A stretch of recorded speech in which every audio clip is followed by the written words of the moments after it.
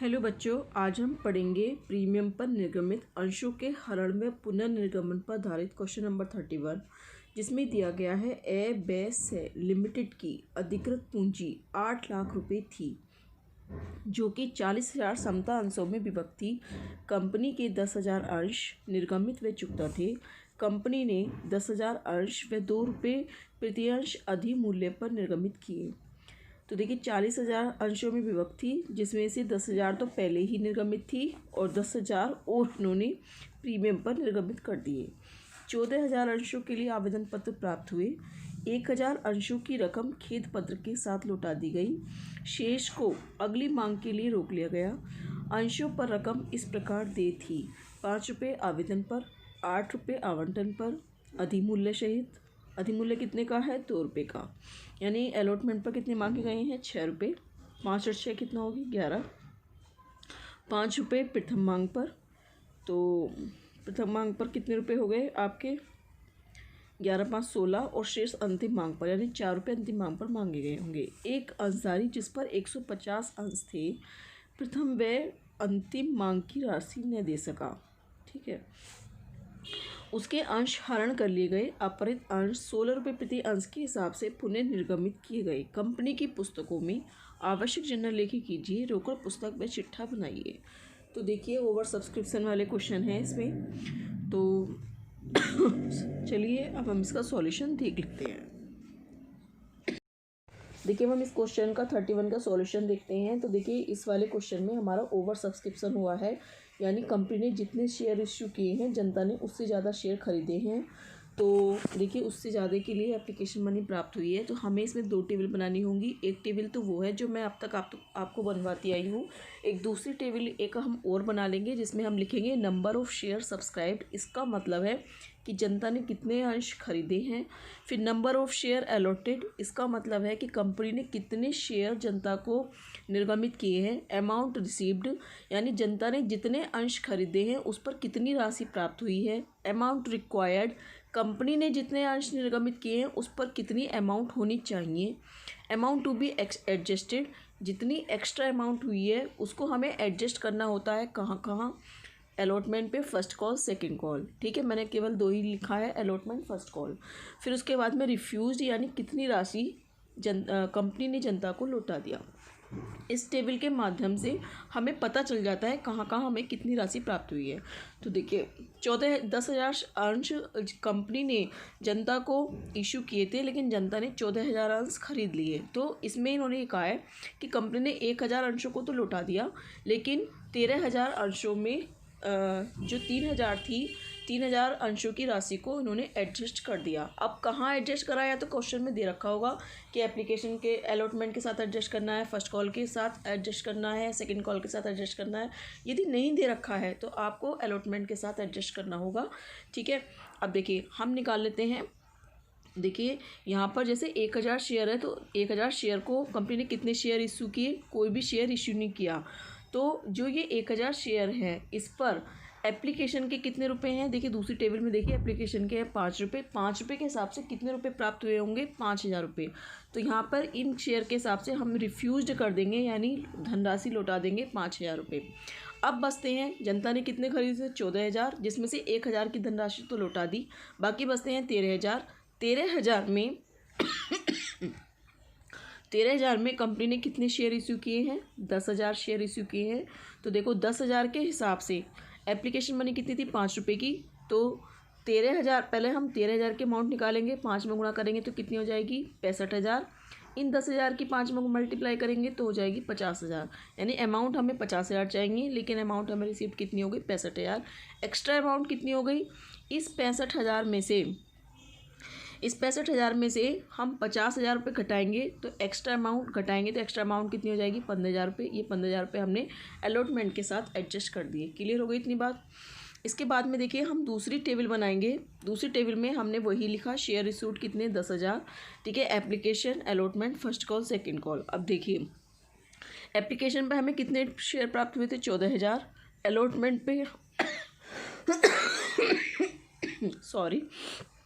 Allotment के साथ हमें कितने शेयर रखने हैं 10,000। फर्स्ट कॉल पर भी हमें कितने शेयर रखने हैं 10,000 और सेकंड कॉल पर भी हमें कितने शेयर रखने हैं 10,000। अब देखिए यहाँ पर ये जो है हमारी फर्स्ट लाइन जो है वो ये वाली जो फर्स्ट लाइन है ये हमारी शेयर वाली लाइन है। तो 14,000 शेयर पर एप्लीकेशन मनी की हमें कितनी प्राप्त हुई होगी 70,000 रुपये। 10,000 शेयर पे हमें 8 रुपये के हिसाब से कितनी राशि प्राप्त हुई होगी 80,000 रुपये। और 10,000 के हिसाब से 5 रुपये के हिसाब से हमें कितनी धनराशि हुई प्राप्त हुई होगी 50,000। और 10,000 रुपये के हिसाब से 4 रुपये के हिसाब से हमें कितनी धनराशि प्राप्त हुई होगी 40,000 रुपये। अब देखिए कंपनी ने ये कहा है कि कॉल्स इन एरियर्स हुआ है 150। एक ऐसा शेयर होल्डर जिसके पास 150 अंश थे उसने फर्स्ट कॉल और सेकंड कॉल का भुगतान नहीं किया। तो 150 की जब हम 5 में मल्टीप्लाई करेंगे तो हमारा कितना आ जाएगा 750 माइनस के आ जाएंगे। और 150 में जब हम 4 में मल्टीप्लाई करेंगे आ जाएंगे 600 रुपये। तो हमें बैंक कितना प्राप्त हुआ तो देखिए 70 का तो 70 ऐसे आ जाएगा 70,000। ये 80 का ऐसे आ जाएगा 80,000। इसके बाद में 50,000 में से 750 घटाएंगे तो हमारा कितना आ जाएगा 49,250। और इसमें से 600 घटाएंगे 39,400। अब देखिए अमाउंट एडजस्ट हमने अलॉटमेंट पे अमाउंट एडजस्ट कितनी की है 15,000 रुपये। तो हमारा ये आ जाएगा 65,000। तो देखिए ये तो हो गया हमारा 70,000, ये हो गया 65,000, ये हो गया 49,250 और ये एसेट हमारा जाएगा 39,400। क्वेश्चन के उस टेबल के आधार पे हमें एंट्रीज बना लेंगे, बहुत ही सिंपल हो जाती है। फिर entry bank account debit to share application account तो कितनी हमें प्राप्त हुई थी 70,000 रुपये हमें प्राप्त हुई थी 14,000 शेयर पर 14×5 = 70। फिर हमने क्या करा share application account debit to share capital account तो हमने 10,000 शेयर इश्यू किए थे 5,000 के हिसाब से तो कितनी होगी 50,000। अलॉटमेंट पे हमने कितनी एडजस्ट करी 15,000 रुपये और हमने टू बैंक यानी कितनी राशि लौटा दी 5,000 रुपये। तो ठीक है, के बाद हम अलॉटमेंट ड्यू की एंट्री बनाएंगे share allotment account debit to share capital account to security premium. तो देखिए 6 रुपये मांगे गए थे 2 रुपये प्रीमियम के थे 10,000 शेयर थे तो 10×60 हमारे कितने होंगे 60,000। तो हमारे ये हो गए 10,000 शेयर है और 6 रुपये की हमारा अलॉटमेंट है और सिक्योरिटी प्रीमियम कितना है 2 रुपये का। तो 10×2 तो यानी हो गया 20,000। टोटल कितनी अमाउंट होगी 80,000। बैंक हमारा पूरा बैंक देखिए अलॉटमेंट पे 80,000 रुपये का था, इसमें हमने 15,000 रुपये का एडजस्ट किया था जो कि हमें एक्स्ट्रा अमाउंट प्राप्त हुई थी। तो 80,000 में से 15,000 हम घटा देंगे तो हम एंट्री बनाएंगे bank account debit to share allotment account और 80 में से 15 निकाल दिया तो हमारा कितना हो गया 65,000। ठीक है, उसके बाद फर्स्ट कॉल ड्यू की एंट्री बनाएंगे share first call account debit to share capital account तो कितनी बनी थी 10,000 शेयर थे 5 रुपये के हिसाब से 50,000 हो गया। क्लियर। इसके बाद में देखिए हम एंट्री बनाएंगे bank account debit to share first call. इसमें से देखिए जो 150 शेयर का कॉल इन एरियर्स हुआ है 150 शेयर है 5 रुपये के हिसाब से कितना हो गया 15×5 = 75 750 रुपये यानी 50,000 में से 750 हम निकाल देंगे तो हमारा कितना बचेगा 49,250 वो हमने यहाँ डाल दिया। उसके बाद में सेकंड कॉल ड्यू की एंट्री बनाएंगे share second call account debit to share capital account तो कितना 40,000 रुपये। बनाएंगे bank account debit to share second call account receiving की एंट्री 40,000 हमारी ड्यू थी और इस पर हमारे 600 रुपये हम कॉल्स इन एरियर्स के घटा देंगे। 150 शेयर थे और 4 रुपये के हिसाब से कितना रुपये हो गए 600 रुपये। तो 40,000 में से जब हमने 600 घटाया तो हमारी कितनी अमाउंट आ गई 39,400। इसके बाद में देखिए 150 शेयर को फॉरफिटेड कर लिया तो हमने क्या एंट्री बनाई share capital account debit to share forfeited account या forfeiture account to share first call to share second call. देखिए 150 शेयर को हमने क्या करा है फॉरफिटेड कर लिया एक और 20 रुपये का शेयर है तो कितना हो गया 3,000 रुपये हो गया। अब देखिए फिर हमारे कितने रुपये प्राप्त हुए हैं इस पर फॉरफीचर में कितने आएंगे जो राशि हमें प्राप्त हो गई यानी 5 रुपये एप्लीकेशन के और 8 रुपये किसके आएंगे 6 रुपये किसके आएंगे अलॉटमेंट के। प्रीमियम वाली राशि इसमें हम काउंट नहीं करेंगे केवल अमाउंट वाली राशि काउंट करेंगे। तो कितने हो गए 11 रुपये। तो 150 की हम किस में मल्टीप्लाई करेंगे 150 की हम 11 में मल्टीप्लाई करेंगे तो हमारा कितना हो जाएगा 1650। फिर देखिए फर्स्ट कॉल पे हमारी कॉल्स इन एरियर्स कितना था 750 और सेकंड कॉल पर कॉल्स इन एरियर्स कितना था हमारा यानी फर्स्ट कॉल पर हमें कितने रुपये प्राप्त नहीं हुए 750। सेकंड कॉल पर हमें कितने रुपये प्राप्त नहीं हुए 600 रुपये। ठीक है, अब देखिए जो 150 शेयर फॉरफिटेड किए थे उनको कंपनी ने रीइश्यू कर दिया और कितने रुपए के हिसाब से 16 रुपये के हिसाब से रीइश्यू किया है। तो हम एंट्री क्या बनाएंगे बैंक अकाउंट डेबिट। अब देखिए बैंक में हमें कितने रुपए प्राप्त हुए हैं 150 के हिसाब से और 16 150 शेयर हैं और 16 रुपये के हिसाब से, तो हमारे कितने आ गए, कितने अमाउंट आ गए, 2400 रुपये आ गए। ठीक है, 2400 रुपये हमने कहाँ लिख दिए, 2400 हमने यहाँ लिख दिए। अब देखिए हमें जितनी राशि हमें प्राप्त नहीं होती, जैसे डिस्काउंट पे हमने दे दिए 20 रुपये का शेयर था, 16 रुपये के हिसाब से इश्यू किए हैं, तो हमें कितने रुपए प्राप्त नहीं हुए, 4 रुपये। तो उसे हमें डिस्काउंट और इश्यू ना करके हम क्या करेंगे, शेयर फॉरफिटेड अकाउंट में ट्रांसफ़र कर देंगे। तो हम उसे एंट्री क्या बनाएंगे, डिस्काउंट की जगह हम क्या लिख देंगे, share forfeited account debit to share capital account. तो 150 शेयर 4 रुपये हमें प्राप्त नहीं हुए, ठीक है, छूट वाले, तो हमारे कितने हो गए, 600 रुपये, और टोटल हमारे कितने हो गए, 20 रुपये का शेयर है, 150 इंटू 20, तो कितने हो गए, 3000 रुपये। इसके बाद में देखिए फिर हम क्या करेंगे, जो फॉरफिटेड का जो बैलेंस है उसको हम कैपिटल रिजर्व में ट्रांसफर कर देंगे, share forfeited account debit to share capital account to capital reserve account. तो देखिए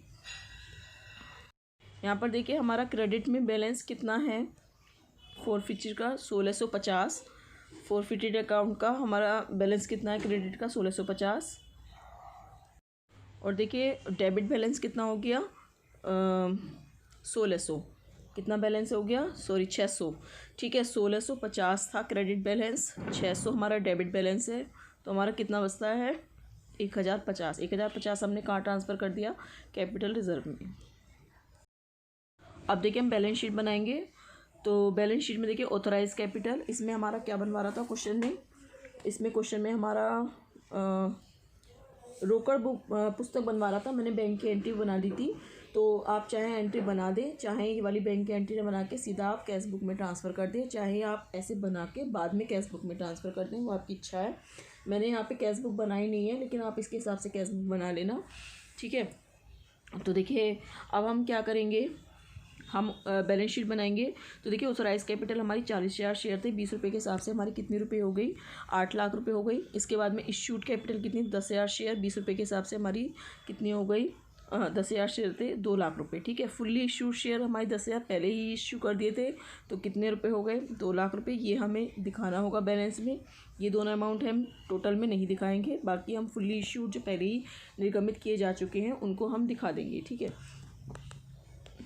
इसके बाद में called up and paid up capital, तो हमारी कितनी मांगी गई है, 10,000 शेयर, 20 रुपये के हिसाब से हमारी कितनी हो गई, फिर से 2 लाख रुपये हो गई। ठीक है, सिक्योरिटी प्रीमियम हमारा कितना हो गया, सिक्योरिटी प्रीमियम 20,000 रुपये का, और कैपिटल रिजर्व कितना हो गया हमारा 1050।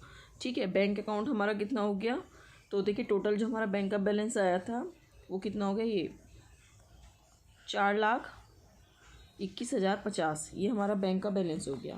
तो देखिए इसमें हमारा देखिए टोटल दे रखा है क्या, तो देखिए 4,21,050 चिट्ठे का योग दे रखा है, और बैंक अकाउंट में हमारा इतना आया है, तो हमारा क्वेश्चन मिल गया है। देखिए क्वेश्चन हमारा सोल्व हो चुका है, चिट्ठे के दोनों उसका आंसर मिल गया।